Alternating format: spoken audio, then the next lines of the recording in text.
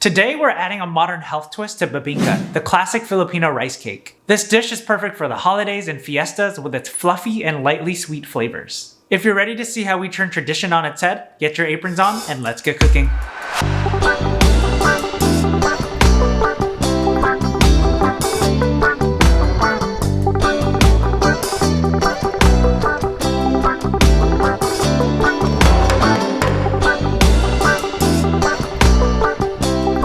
To the channel, I'm Geronimo, and I'm a professional chef and product designer in the San Francisco Bay Area. Alright, first things first, prepping our beloved banana leaves. This is the Filipino secret to infuse those tropical flavors right into our rice cake.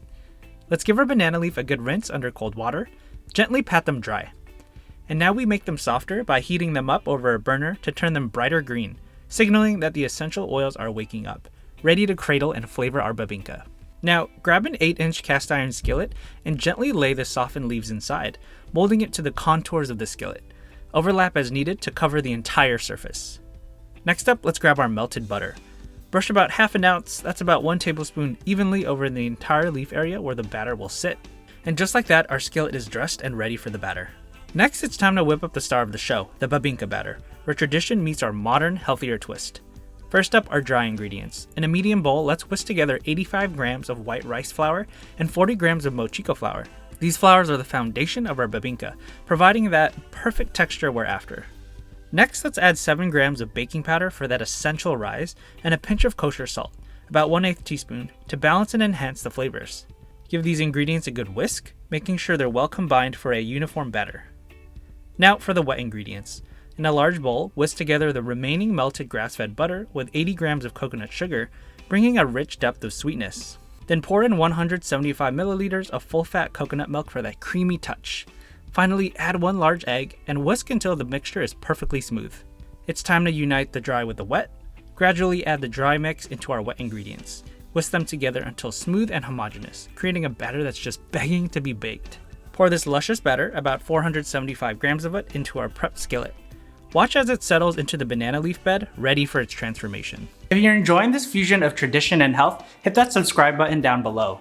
I've got plenty more culinary twists and turns that you won't want to miss. Now let's get the batter in the oven and see this magic happen.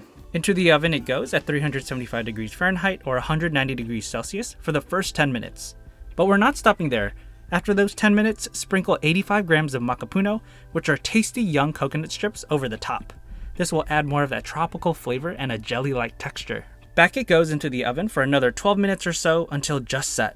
Once that's done, it's time for the grand finale of toppings. We'll brush the top with a bit more melted butter because, let's be honest, butter makes everything better. Then sprinkle a little coconut sugar for a caramelized touch. But here's where it gets really exciting. Arrange slices of salted duck egg right on top. This will elevate our bibingka into a realm of savory and sweet indulgence. Now, into the high heat broiler it goes for about 2 minutes. Keep a close eye on it. We're looking for a golden, slightly caramelized top where every element comes together.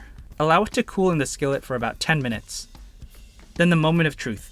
Invert it onto a wire rack, peel back the banana leaves gently, and reveal this goodness you've created. And there you have it, a fluffy and delicious bibingka rice cake full of tropical flavors, textures, and indulgence. Let's eat. Alright y'all, it's time to do the taste test, and I am stoked to try this out. It looks delicious. So I got a slice here that's got a lot of salted duck egg. That is literally my favorite. I love sweet and savory desserts. And then the way I like to eat it is, of course, with some of that topping, and give it a good slice. Here we go, we got a big one. Alright, bon appetit.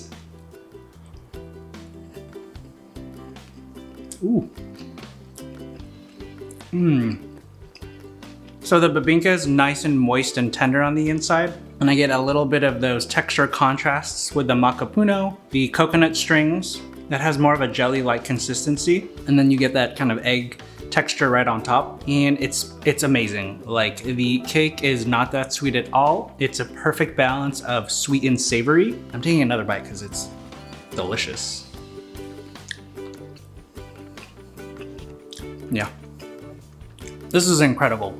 This is like one of my favorite desserts of all time. And I love that it's not too sweet. And you can see that it's browned a bit because we use coconut sugar that kind of changes the color of the dish. Usually it's kind of yellow, but we're not using white sugar. We're using better ingredients. One last bite. Incredible. I can't wait for you to try to make this dish. It is so simple to make and is perfect for any holiday or festive gathering. If you enjoyed this video, you're gonna love this video here, where I show you how to make my biko recipe, which is another Filipino sweet treat that's perfect for the holidays. Thank you so much for watching, and if you enjoyed this video, please leave a like and subscribe, and I'll see you in the next one.